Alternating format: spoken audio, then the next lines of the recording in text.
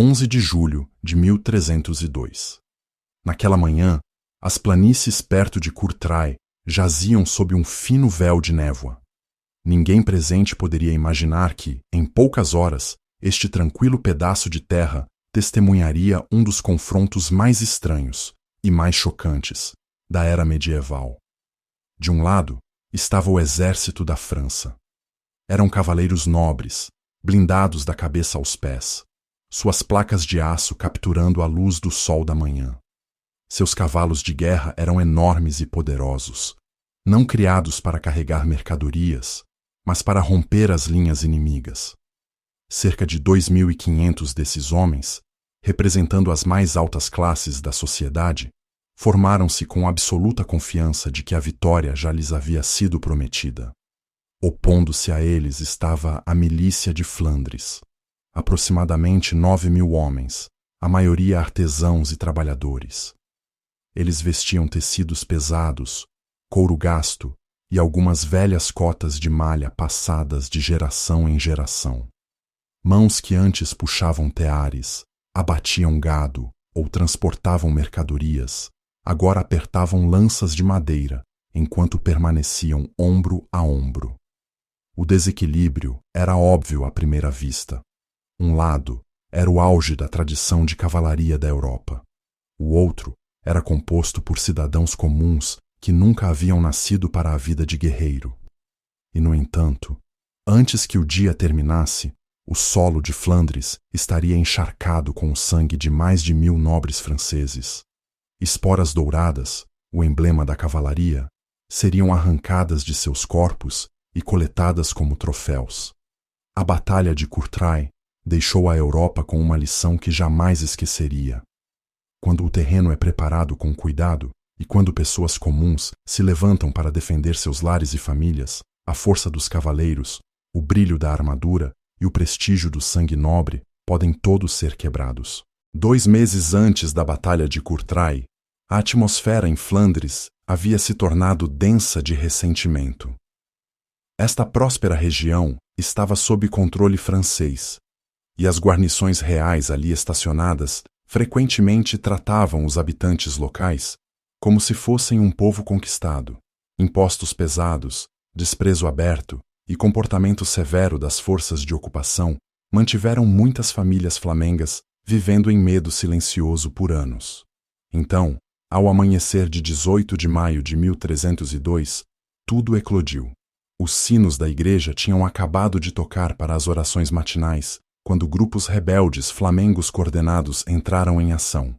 Eles caminharam pelas ruas de Bruges, bateram nas portas e exigiram que todos lá dentro repetissem uma frase na língua flamenga. Parecia simples, a menos que você fosse francês. Para aqueles não familiarizados com os tons ásperos e guturais do flamengo, pronunciá-la corretamente era quase impossível. Se alguém pronunciasse incorretamente até mesmo uma única palavra, era o suficiente para revelar que não era nativo. E com apenas um aceno dos rebeldes, o destino dessa pessoa era selado instantaneamente. Ao final daquela madrugada, mais de 2.000 soldados franceses e residentes pró-franceses estavam mortos. Não houve batalha campal, nem negociação. Foi um levante repentino e impiedoso, tão rápido e brutal que atordoou toda a Europa. A notícia chegou a Paris como uma lâmina cortando o orgulho do rei Filipe IV. Ele entrou em tamanha fúria que até seus cortesãos mais próximos tinham medo de encontrar seu olhar. Para ele, as matinas de Bruges não eram apenas uma rebelião, eram um desafio direto à autoridade real. A retaliação foi ordenada imediatamente. Um exército enorme, o maior que a França havia reunido até aquele momento, foi convocado. Esta não era simplesmente uma expedição punitiva. Aos olhos da coroa francesa, era uma campanha destinada a esmagar Flandres inteiramente, para fazer seu povo pagar com suas vidas. Para os flamengos, o significado desta notícia era inequivocamente frio e claro. Quando o exército francês viesse, viria para matar, não para negociar. A partir daquele momento, eles entenderam que tinham apenas uma escolha: resistir e lutar, ou perder tudo. Enquanto o exército francês marchava em direção a Courtrai, seus comandantes não sentiam necessidade de cautela. Para eles, isso não era uma guerra verdadeira. Era uma punição. Eles riam, conversavam e portavam-se com a facilidade de homens convencidos de que a vitória já lhes pertencia. À frente desta força estava o conde Robert II de Artois, um dos nobres mais poderosos do reino, e um homem ansioso para acabar com a revolta flamenga de uma vez por todas. Atrás dele cavalgava o orgulho da França medieval.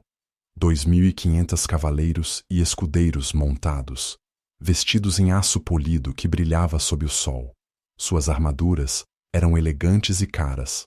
Seus destriers, grandes cavalos de guerra criados através de gerações, foram treinados para trovejar contra as fileiras inimigas sem hesitação. Cada peça de seu equipamento sinalizava riqueza, linhagem e status. Para eles, os rebeldes flamengos não eram soldados. Eles eram simplesmente súditos que haviam esquecido seu lugar. Os flamengos se destacam em forte contraste. Do lado oposto, reuniram-se as forças de Flandres sob William de Jülich e Guy de Namur. Este exército não marchou para fora de castelos. Veio de oficinas, mercados e ruas da cidade. Entre eles estavam tecelões de Ghent, açougueiros de Bruges, peixeiros de Dame, ferreiros, carroceiros, curtidores, tanoeiros, homens cujas mãos endureceram por anos de trabalho. Suas roupas eram simples, tecido grosso, couro gasto e ocasionalmente uma velha cota de malha passada através de uma linhagem familiar. Eles não tinham estandartes nobres, nem heráldica, nem cavalos de guerra. No entanto, carregavam algo muito mais poderoso: o conhecimento de que a derrota condenaria seus lares, suas famílias e seu modo de vida. Eles não podiam recuar. Flandres era tudo o que tinham. A arma que os definia, o Goedendag. Nas mãos desses artesãos estava uma ferramenta rústica, mas mortal, o Goedendag. Parecia uma mistura entre um porrete pesado e uma lança. Uma longa haste de madeira com ponta de ferro. Não era elegante, não era nobre, mas nas mãos de um trabalhador forte podia esmagar um capacete ou perfurar uma cota de malha.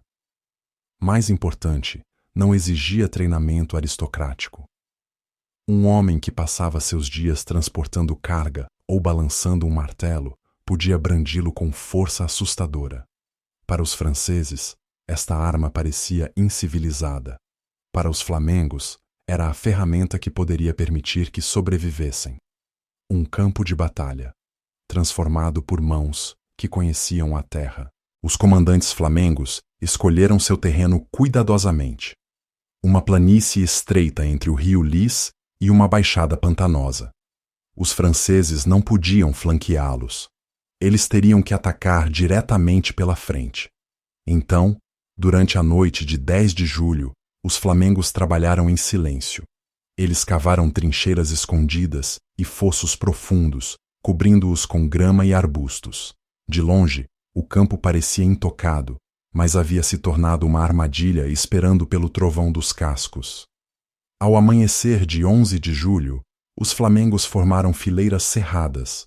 Suas longas piques criaram uma parede eriçada. Seus Goedendags estavam prontos atrás da primeira linha. Cada guilda, tecelões, açougueiros, ferreiros, estava junta sob os estandartes de suas cidades. Não havia gritaria, nenhuma bravata. Apenas a determinação silenciosa de pessoas que entendiam que esta luta decidiria o destino de sua terra natal. Um choque de crença e desespero. Os franceses confiavam em séculos de domínio da cavalaria. Eles acreditavam que a coragem e o aço despedaçariam qualquer linha de infantaria. Os flamengos acreditavam em algo mais simples, que eles não deviam quebrar. Se eles se mantivessem firmes o tempo suficiente, o próprio solo enfraqueceria a carga que se aproximava. 2 exércitos, 2 mundos, um construído sobre privilégio e tradição, o outro construído sobre mãos calejadas, e o instinto de proteger o pouco que tinham. Nenhum dos lados sabia que, em poucas horas, a velha ordem da Europa racharia, e nada seria o mesmo novamente. Quando a milícia flamenga escolheu resistir perto de Courtrai, eles entenderam uma verdade com absoluta clareza. Se encontrassem a cavalaria francesa em campo aberto, seriam varridos em instantes. Nenhuma formação de artesãos e cidadãos, não importava o quão determinada, poderia resistir a uma carga total de cavaleiros blindados em cavalos de guerra.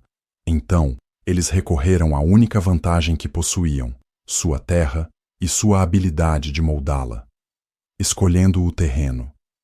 Sabiamente, o local que selecionaram ficava entre duas barreiras naturais, o rio Lys de um lado, solo macio e pantanoso do outro. Essas características estreitavam o campo de batalha e garantiam que os franceses não pudessem circundá-los. Qualquer ataque teria que vir diretamente pela frente, no coração da linha flamenga. Para um exército sem cavalaria, forçar o inimigo a uma abordagem confinada era inestimável. A noite de 10 de julho. Trabalho silencioso na escuridão. Ao cair da noite, os flamengos espalharam-se pela planície com pás, picaretas e ferramentas de madeira. Eles cavaram fossos profundos, longas trincheiras, trechos irregulares de terreno projetados para engolir as pernas dos cavalos em carga. Eles cobriram tudo com grama, galhos e finas camadas de terra. De longe, o terreno parecia intocado, plano, calmo e inofensivo. Não houve gritos de guerra, nem fanfarra, apenas respiração constante e o raspar do ferro contra a terra. Cada homem trabalhava com o conhecimento de que essas armadilhas escondidas poderiam ser a única coisa entre sua família e a destruição. Guildas unidas, ao amanhecer. Ao nascer do sol de 11 de julho, o campo estava pronto, e o povo de Flandres também. Eles se formaram em blocos apertados, tecelões com tecelões, açougueiros com açougueiros, ferreiros com ferreiros, Bruges ao lado de Bruges, Ghent ao lado de Ghent.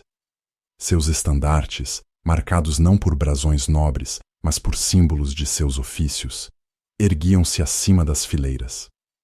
Piques e godendags eriçavam-se à frente deles, formando uma parede que parecia simples, mas era mantida unida por um propósito compartilhado. Eles não gritavam nem andavam de um lado para o outro. Eles simplesmente permaneceram parados e esperaram, fundamentados na força silenciosa de homens que sabem que recuar significa perder tudo. Um entendimento simples, mas mortal. A cavalaria francesa era temível, uma das forças mais poderosas da Europa. Mas dependia de uma condição: solo sólido e previsível. Um único fosso escondido ou trecho macio poderia torcer a perna de um cavalo. Uma trincheira poderia parar o impulso de um esquadrão inteiro. Os flamengos sabiam disso melhor do que ninguém. Eles haviam crescido neste solo. Sabiam onde ele se mantinha firme e onde engolia peso por inteiro. Isso não era uma grande inovação militar. Era sobrevivência afiada pelo entendimento da terra sob seus pés. A calmaria antes da tempestade. À medida que o sol subia mais alto, o exército francês finalmente apareceu no lado oposto da planície. Suas armaduras brilhavam forte na luz. Seus cavalos de guerra bufavam e batiam as patas no chão. Para os franceses, os flamengos pareciam nada mais do que uma linha silenciosa de cidadãos teimosos. Para os flamengos, os franceses pareciam a tempestade para a qual haviam se preparado a noite toda. Em breve, o próprio campo tomaria partido, e o equilíbrio de poder na Europa mudaria em uma única tarde violenta. Por volta do meio-dia de 11 de julho, o sol brilhava intensamente sobre o campo de Courtrai. O conde Robert de Artois examinou a linha flamenga e presumiu que o resultado já estava decidido. Alguns de seus oficiais sugeriram enviar besteiros genoveses à frente para enfraquecer a formação flamenga, mas Robert rejeitou a ideia. Para ele, deixar soldados comuns reivindicarem as primeiras mortes estava abaixo da dignidade dos cavaleiros. O que veio a seguir deveria ser uma demonstração de poder nobre. A carga de 2.500 cavaleiros montados. O sinal foi dado. Milhares de cascos golpearam a terra de uma só vez, rolando pela planície como um trovão. Cavalos de guerra avançaram, músculos retesados, narinas dilatadas. Os cavaleiros baixaram suas lanças, cada homem escolhendo um alvo entre as fileiras flamengas. De longe, o avanço parecia imparável. Uma parede de aço e carne de cavalo arremessando-se em direção a um inimigo que parecia comum demais para se manter firme. No entanto, os flamengos não se moveram.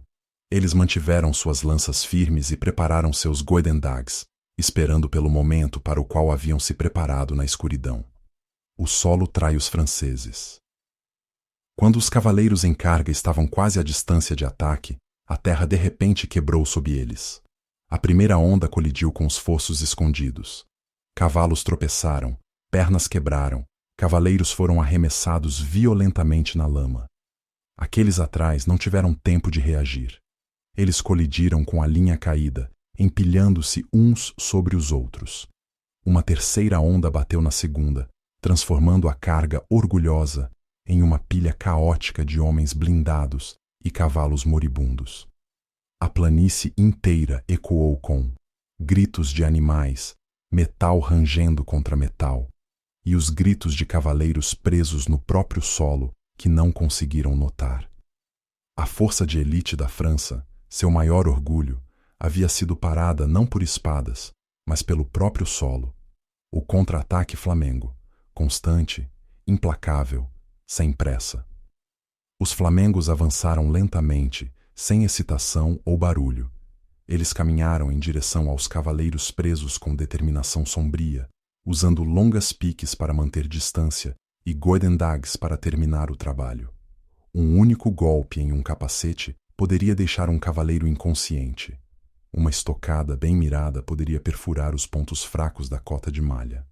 A armadura pesada que antes protegia os nobres franceses, agora os prendia impotentes na lama.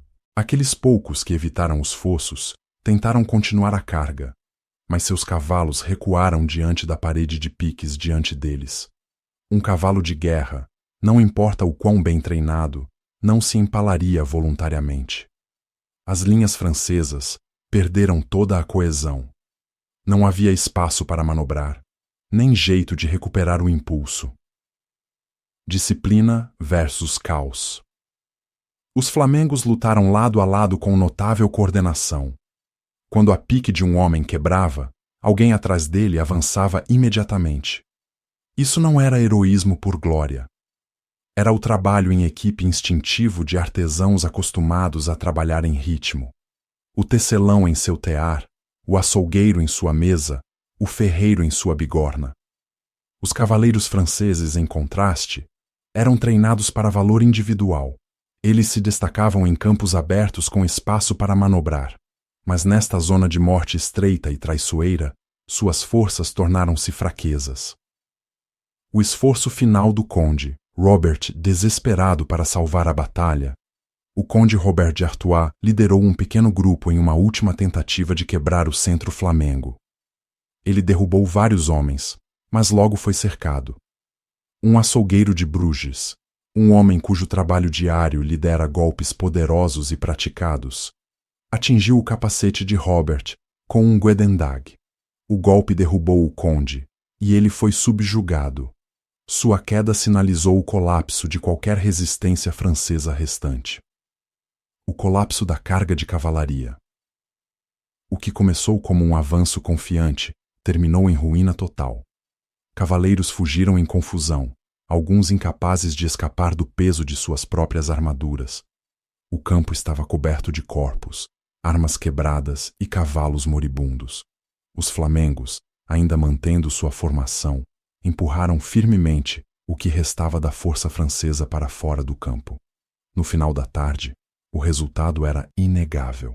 A maior força de cavalaria da Europa havia sido derrotada por cidadãos armados com madeira e ferro. À medida que o sol começava a descer no horizonte, o campo de batalha em Courtrai ficou estranhamente silencioso. A maioria dos cavaleiros franceses sobreviventes havia fugido. Outros jaziam presos sob o peso de suas armaduras, incapazes de se levantar da lama. E a milícia flamenga movia-se lentamente pelo campo, iniciando o trabalho solene que segue toda vitória, recolhendo os caídos e reivindicando o símbolo da nobreza. Os flamengos primeiro procuraram seus feridos e os levaram para a segurança. Então voltaram sua atenção para os franceses mortos e moribundos. Eles não estavam interessados em espadas finas ou armaduras caras.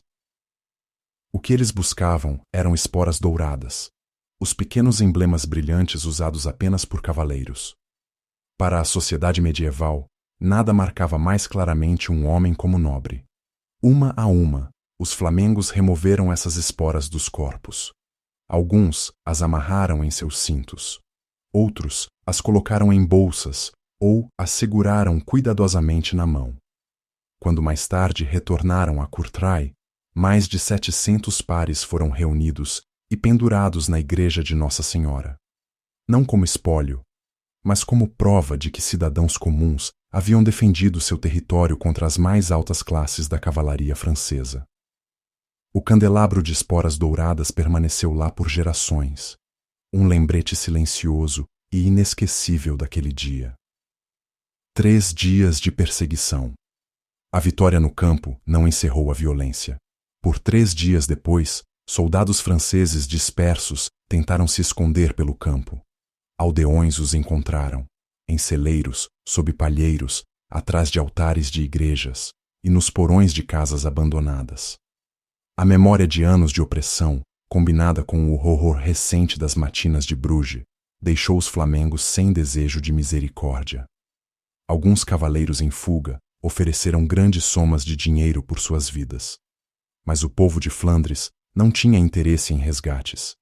Eles queriam garantir que nenhum inimigo retornaria para ameaçar suas famílias. Não houve negociações, nem segundas chances. Cada captura terminava da mesma maneira. Uma celebração que inverteu a ordem social. Quando as cidades flamengas souberam da escala de sua vitória, celebrações eclodiram. Em Bruges, Ghent e outras cidades, cenas estranhas e simbólicas se desenrolaram. Um tecelão andava pelas ruas com a armadura de um cavaleiro francês, grande demais para sua estrutura magra. Um ferreiro carregava a espada de um nobre, tão casualmente como se fosse uma ferramenta de sua forja. Estandartes franceses arrastavam-se pelos paralelepípedos, esfarrapados e lamacentos. Crianças brincavam com escudos outrora polidos para torneios. Multidões encenavam duelos de cavaleiros simulados, exagerando os rituais dos quais os aristocratas há muito se orgulhavam. Por um breve momento, o mundo virou de cabeça para baixo. Aqueles que sempre viveram na base da sociedade agora provavam um tipo de triunfo que poucos haviam imaginado. Luto entre a nobreza francesa. Do outro lado da fronteira, o luto varreu as casas nobres. A armadura de muitos cavaleiros foi encontrada esmagada. Alguns corpos estavam tão danificados que as famílias não conseguiam reconhecê-los. Alguns receberam nada além de um par de esporas douradas como confirmação da morte de um ente querido. Para a aristocracia francesa, o choque foi profundo. Estes não eram apenas soldados caídos, eram homens criados desde a infância para acreditar que eram a espinha dorsal da guerra europeia. Agora eles haviam sido derrotados por artesãos e trabalhadores. A humilhação ecoou pelos salões de Paris. Cortesãos sussurravam sobre a fúria do rei. Ninguém ousava falar alto demais sobre a escala do desastre. Mas todos entendiam que algo havia se quebrado naquele dia. Não apenas o exército francês, mas a certeza de que o sangue nobre garantia a vitória. A notícia do desastre em Courtrai viajou rapidamente para além de Flandres. Quando chegou a Paris, varreu a corte real como um vento frio. Ninguém queria acreditar que os melhores cavaleiros da França, homens criados desde a infância para lutar, haviam sido derrotados por cidadãos e artesãos.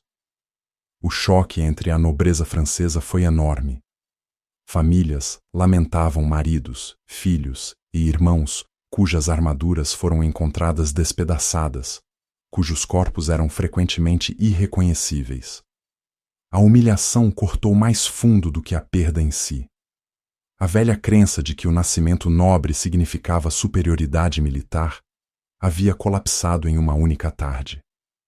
Mas as consequências de Courtrai estenderam-se muito além do luto. O mito do cavaleiro invencível começa a desmoronar. Por séculos, a guerra europeia girou em torno do cavaleiro montado.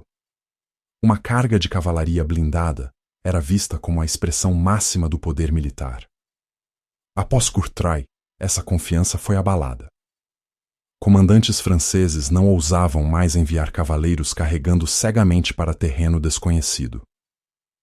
Exércitos começaram a depender mais de besteiros, cavaleiros a pé, reconhecimento cuidadoso e formações menos dependentes de táticas de choque. Uma única batalha forçou um dos reinos mais poderosos da Europa a repensar as fundações de sua doutrina militar. A ascensão da força coletiva sobre o heroísmo nobre. O sucesso da milícia flamenga ecoou pela Europa. Os suíços notaram e, mais tarde, usaram formações densas de infantaria para derrotar cavaleiros austríacos. Os ingleses, décadas depois, usaram terreno preparado e infantaria disciplinada para vencer em Crécy e Agincourt. O padrão era claro. Plebeus bem organizados podiam resistir e derrotar a cavalaria nobre. Essa compreensão espalhou-se silenciosa, mas firmemente, alterando como muitas regiões viam suas próprias defesas. Não era mais impensável que pessoas comuns pudessem determinar o resultado de uma guerra. Uma ordem social sob pressão. A sociedade medieval foi construída sobre 3 pilares: aqueles que rezam, aqueles que lutam, aqueles que trabalham. Mas a Batalha de Courtrai despedaçou essa divisão clara. Aqui, aqueles que trabalham provaram ser melhores lutadores do que aqueles que lutam.